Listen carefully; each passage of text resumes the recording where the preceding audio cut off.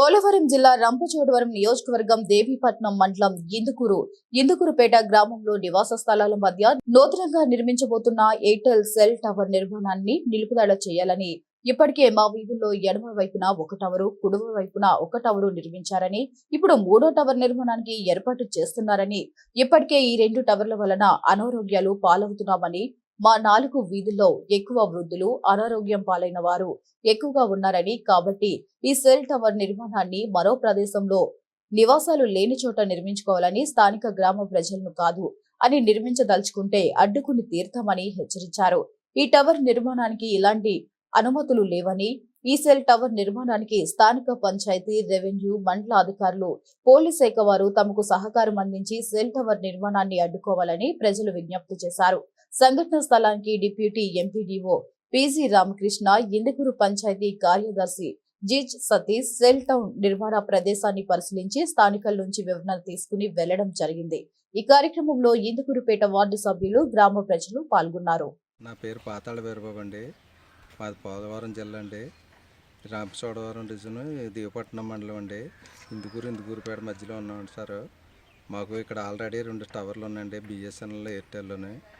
3వ టవర్ పెట్టబోతుంటే ఒకటి ఆపాను sir.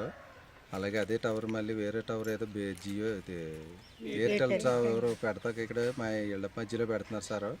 Already 2 టవర్లు ఉన్నాయి. దాని వల్ల మాకు ఇబ్బంది ఉందండి. ఇక్కడ ప్రజలు కూడా భయభ్రాంతులు అవుతున్నారు.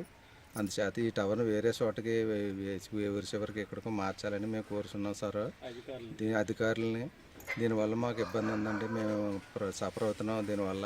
చేత ఈ టవర్ బయటికి తరలించాలని కోరుతున్నాం అధికారులను సార్. నా పేరు పెనుముచ్చి భవానీ అండి. మాది పోలవరం జిల్లా, దేవీపట్నం మండలం, ఇందుకూరుపేట. మరి మాకు ఆల్రెడీ 2 టవర్లు ఉన్నాయండి. బిఎస్ఎన్ఎల్, జియో టవర్ కూడా ఉందండి. మరి ఎయిర్టెల్ టవర్ కూడా పెట్టడానికి మరి చాలా మాకు భయం వేస్తుందండి. మరి చుట్టుపక్కల మేము నివాసం ఉంటున్నామండి. మరి మాకు చాలా భయంగా ఉందండి. మరి ఇది ఖాళీ స్థలాల్లో పెట్టాలని మిమ్మల్ని అధికారులు అందరినీ కోరుతున్నామండి. మరి మేము అందరినీ కూడా మేము అడుగుతున్నామండి. మరి మాకు వృద్ధులు ఉన్నారు, పెద్దవాళ్ళు ఉన్నారు, నీళ్ళు వేసుకున్న గర్భిణీ స్త్రీలు ఉన్నారు, చంటిపెట్టి తల్లులు ఉన్నారండి. మరి వీళ్ళందరూ కూడా ఏదన్నా అవుతుందేమో మేము భయంగా ఉన్నామండి. మరి టవర్ మట్టుకి ఈ ఇళ్ళ మధ్య మానేసి ఎక్కడైనా ఖాళీ స్థలాలు పెట్టమని మీ అధికారులు అందరినీ మేము కోరుతున్నామండి.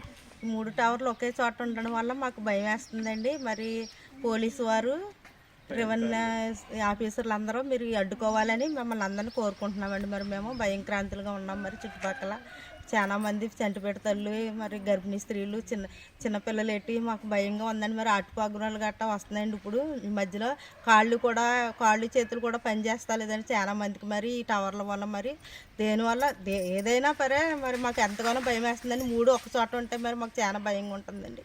ఈ చుట్టుపక్కల మానేసి ఎక్కడన్నా ఖాళీ స్థలాల్లో వేసుకోమని మేము అందరినీ, మీ పోలీసు వారిని, రెవెన్యూ ఆఫీసర్లు అందరినీ కోరుతున్నామండి.